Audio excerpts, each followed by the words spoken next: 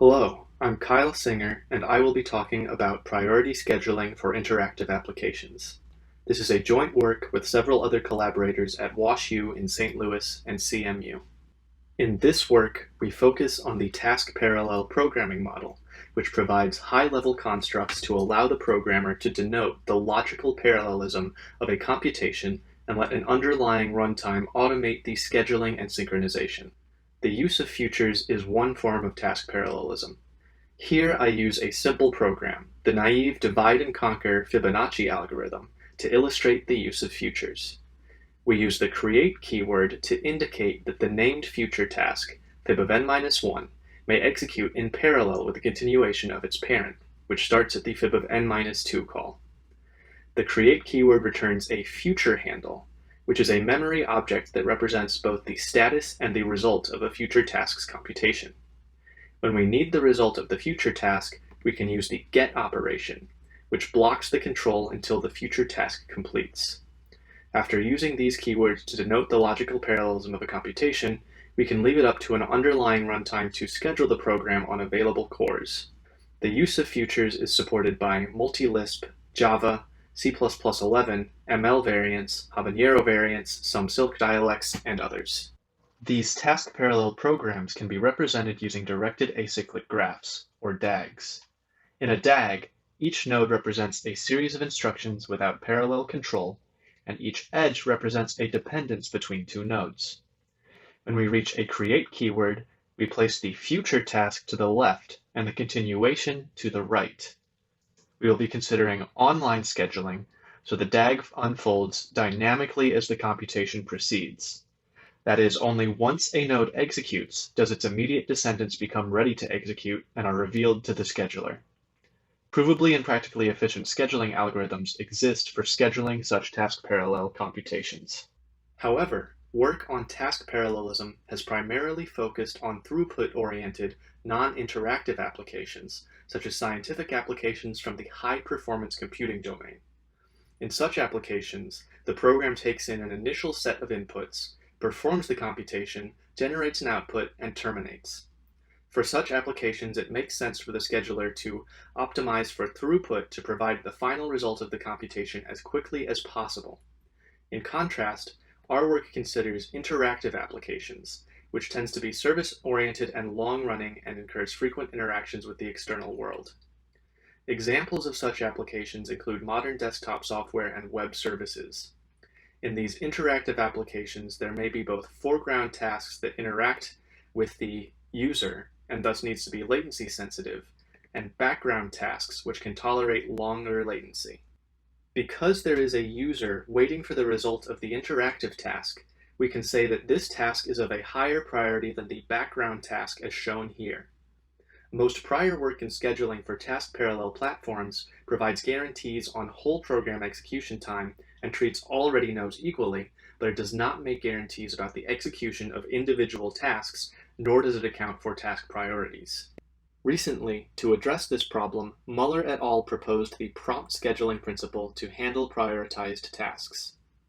If they were to schedule the shown DAG with two processors, then at first it will operate the same as a traditional greedy scheduler, where we simply make sure to keep all the processors busy, that is, simply assign as many nodes at a time as possible. Beyond keeping the processors busy, a prompt scheduler also needs to respect priorities. While a valid greedy scheduler might allow us to execute one orange node and one blue node in the next time step, a prompt scheduler will instead schedule two orange nodes, since there are two orange nodes ready to execute. This strategy is theoretically sound, providing good execution time bounds for individual tasks, but the prompt scheduling principle is difficult to maintain efficiently in practice. To follow the prompt scheduling principle faithfully, one would need to incur frequent preemptions, which incur high overhead. Ideally, we would like to maintain some form of promptness in a practically efficient way, and still maintain provably good execution time bounds. To that end, this work proposes adaptive priority scheduling, or APS, to support interactive applications where tasks have priorities. APS accounts for priorities by approximating promptness. We have analyzed APS and showed that it provides bounds on the response time of individual tasks while respecting priorities. We have also implemented iSilk, an APS-based extension to Silk Plus for writing and scheduling interactive applications. Finally, we have empirically evaluated iSilk and analyzed its overhead using micro-benchmarks and a few moderately sized real-world application benchmarks.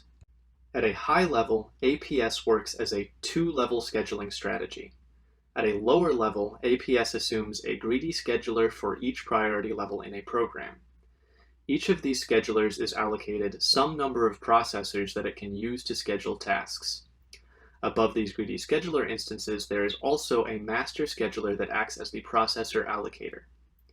In APS, the execution time of a program is divided into discrete time intervals known as quanta. We define the quantum length L to be the duration of these time intervals between processor allocations. After each quantum ends, each scheduler determines how many processors it needs and requests that number of processors from the master scheduler. The master scheduler allocates processors by fulfilling the desire of the highest priority scheduler first, then the second highest, and so on. For example, say there are 3 processors in the system, with 2 currently assigned to the high priority level and 1 assigned to the medium priority level. Say at the end of a quantum, the high priority level scheduler decides it needs 3 processors, and both the medium and low priority schedulers decide they want only 1 processor. So in this case, we would move the processor that was working on medium priority work to the high priority scheduler, and neither the medium nor the low priority schedulers would have any processors during the next quantum. But how do the schedulers calculate their desired number of processors? After every quantum, each scheduler instance calculates its processor desire using a calculation heavily inspired by A-Greedy, a work by Agrawal et al. On adaptive scheduling. It uses the following procedure. First, if there is no work for the priority level L, then the scheduler desires 0 processors. Otherwise, if the desire was previously 0, then work was generated during the quantum, and we set our desired number of processors for the next quantum to 1. If we continue past this point, then we already had work available before the previous quantum started, and we still have work available now. So to determine how many processors the priority level wants, we first determine whether or not the processors were used efficiently by the scheduler in the previous quantum. If at least delta fraction of the CPU was spent working, as opposed to idle or looking for work during the previous quantum, then it was efficient. Otherwise, it was inefficient.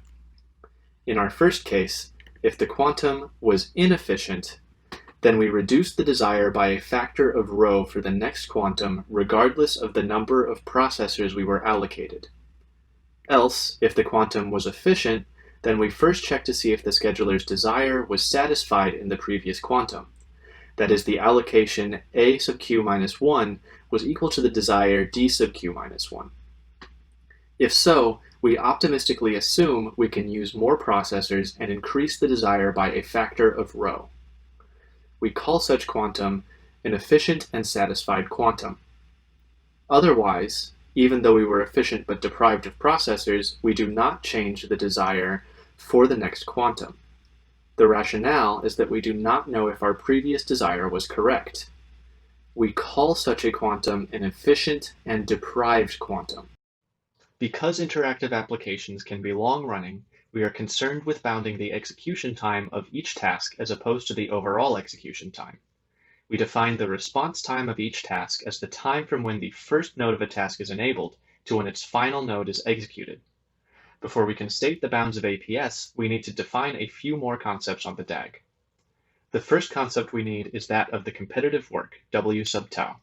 This can be defined as the work of task tau and any parallel work of the same or higher priority. So in this case, for the interactive high priority task, the competitive work is the count of all of the orange nodes. The low priority background task, however, must include the higher priority orange nodes as well as the blue nodes of its own task. The other concept is that of the span of a task, S sub tau. This is the longest path that can hold up tau's completion. It is important to note that for the background task shown here, this path, highlighted in red, actually passes through the high priority interactive task. The span of a task can pass through other priority levels. However, in this work, as in the prior work by Muller et al., we assume that the program has no priority inversions, where a high priority task may wait for a lower priority task before it can make progress. As such, the span of tasks at the highest priority cannot include paths through lower priority tasks.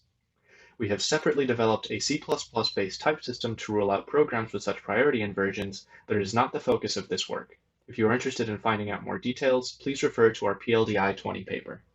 The prior work on prompt scheduling from Muller et al. Showed that on P processors, given a task tau with W sub tau competitive work and span S sub tau, prompt scheduling achieves a task response time bound of big O of the competitive work divided by the number of processors plus the span. This bound comes from categorizing time steps into complete steps, where there was enough work to keep all P processors busy, and incomplete steps, where there were less than P nodes available to be executed. In prompt greedy scheduling, complete steps make progress on the competitive work. During incomplete steps, on the other hand, progress is made on the span. The node farthest from the sink of the task must have executed if there were less than P nodes available. Notice that this bound holds for tasks of any priority level because the competitive work already includes nodes that are logically parallel and with equal or higher priority. Asymptotically, this is the best you can hope for, as the competitive work divided by P and the span are the two scheduling lower bounds for a task. In our work, we show that on P processors, APS achieves a task response time bound of big O of the competitive work divided by delta P plus the span divided by 1 minus delta plus L log base rho of P. The differences from the bound of Muller et al.'s work is shown in green. Aside from the comparatively small additive L log base rho of P term, this bound is only off from the bound of Muller et al. By a small factor of delta on the work term and 1 minus delta on the span term, while allowing for a more practical scheduler implementation. These differences are the cost due to our scheduler, in a sense, approximating the promptness principle. The approximation incurs some cost. For instance, a priority level can only gain or lose processors at quantum boundaries. Instead of bounding complete and incomplete steps, we instead bound the number of quanta. We can show that the scheduler makes progress on competitive work when the high priority scheduler gets all P cores and utilizes them efficiently, so we can bound those quanta by the competitive work. Similarly, we can show that the scheduler makes progress on the span during inefficient quanta. Finally, there are quanta where the scheduler gets less than P cores but uses them efficiently. It turns out we can amortize such quanta against the inefficient quanta with at most log base rho of P quanta that do not have a corresponding inefficient quanta. In practice, these overheads do not have a significant performance impact. What we gain in exchange for this overhead is a scheduler that can be implemented efficiently in practice, as preemptions only occur at quantum boundaries. For lower priority tasks, the approximation of promptness incurs slightly higher cost, which is again shown in green. There is a 1 plus rho factor in front of the competitive work and an L plus K factor in front of the L log P term, where K is the number of times the task performs a get operation on higher priority future tasks, and L is the priority level. The highest priority level has an L value of 1, the next highest level has an L value of 2, and so on. I don't have time to go into detail, but in some sense the additional overhead comes from the fact that higher priority tasks may waste cores that could have been used by lower priority tasks. If you are interested, please check the paper for the detailed analysis. As mentioned before, there are a couple lines of prior work closely related to APS. The first line of work is the two-level adaptive task schedulers by Agrawal et al. Specifically, our APS scheduler is heavily inspired by Agreedy. However, Agreedy focuses on bounding execution times of equally important independent parallel jobs, whereas APS performs priority scheduling with tasks that can depend on each other. As such, the analysis of APS differs substantially from that of Agreedy. The second line of work is the priority scheduling of task parallel code by Muller et al. In their work, they consider type systems to rule out priority inversions and its corresponding cost models for bounding the execution times of individual tasks. As mentioned earlier, their work assumes a prompt scheduler, which is difficult to implement faithfully and efficiently in practice. and their work does not provide a provably efficient online scheduling algorithm that provides the bounds. Our work builds on theirs and provides an online algorithm to approximate promptness. To evaluate APS, we have built the iSilk runtime system, which extends Silk Plus to implement APS and accounts for priorities when scheduling. iSilk additionally includes a type system for ruling out priority inversions and supports the use of futures and performing I/O and task parallel code. While the analysis of APS assumes a greedy scheduler for each priority level, iSilk utilizes randomized work stealing for scheduling tasks within a priority level, which approximates greedy scheduling and can be implemented efficiently in practice. Work stealing is used by Silk and many other task parallel platforms. In work stealing, each processor core has its own double-ended queue of work. The processors push and pop work using the bottom of their local double-ended queue until they run out of work, at which point they will look to steal from the top of another processor's double-ended queue like so. Because we are approximating APS, we isolate the work stealing schedulers according to the task priority they should be working on. We then implemented micro benchmarks and several moderately sized benchmarks, each over 1,000 lines of code, using iSilk. In order to ensure there were no priority inversions in any of the benchmarks, we used the C++ type system described in our recent paper at PLDI 20. First, let's look at our micro benchmarks. For our micro benchmarks, we implemented parallel Fibonacci and ran the same parallel Fibonacci computation at 3 different priority levels in parallel. In the data shown here, the Fibonacci computations are configured to have a great deal of parallelism. The baseline data uses a version of Silk that supports futures, but not priorities. The timing shown is when 20 processors are used, and the overhead in parentheses is relative to a single instance of the Fibonacci computation running in isolation in the baseline. As we can see, in this configuration, iSilk completes the highest priority instance of the computation with low overhead compared to running it in isolation. The medium priority then takes approximately twice as long, and the low 3 times as long, so priorities are appropriately respected. We collected the same data with a similar micro benchmark, but this time we restricted the parallelism of the Fibonacci computations such that they could use at most 8 processor cores. Since we have so many cores that we could use and a limited amount of parallelism, we do see slightly higher overhead in this configuration and actually underperform on the high priority task compared to the baseline. However, the performance difference is slight and we see better performance on the medium priority task at the expense of the lowest priority task. Beyond looking at the overhead of iSilk using the micro benchmark, our paper also contains additional data exploring the effects of tweaking the quantum length and growth parameters. We do not show data for the utilization parameter delta because we found that changing this parameter makes little difference so long as it is greater than 0.75.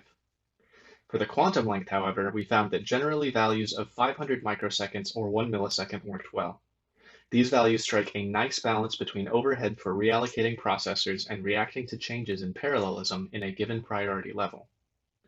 For the growth parameter rho, we found that if you want to optimize for computations with little parallelism, the best performance is achieved when set to a low value such as 1.2.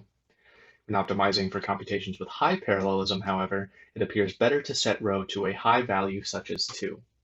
One of the benchmarks we implemented was a multi-user email client that supports, in order of priority, sending emails, sorting emails, printing emails, and compressing emails. We collected timing data for these tasks for both a baseline version of Silk that supports futures and for the new iSilk scheduler that approximates APS. We divided the time it took for each computation in the baseline by the time it took for each computation in iSilk, and thus higher means iSilk completes the tasks faster. We ran the application with 30, 60, 90, and 120 simulated users. The striped bars show a comparison of the average time for each task, and the solid bars show the 99th percentile comparison. The bars are ordered from highest to lowest priority for each configuration. The average and 99th percentile values for the send task are out of bound for the 90 and 120 users, and so we display a number next to their bars showing their values. As we can see, the scheduler appropriately prioritizes the highest priority send tasks and generally does better on the sort tasks at the expense of the lower priority tasks. To conclude, in this work we contributed the greedy scheduling algorithm APS to support interactive applications using priorities. We provided a theoretical analysis of APS that bounds the response time of individual tasks.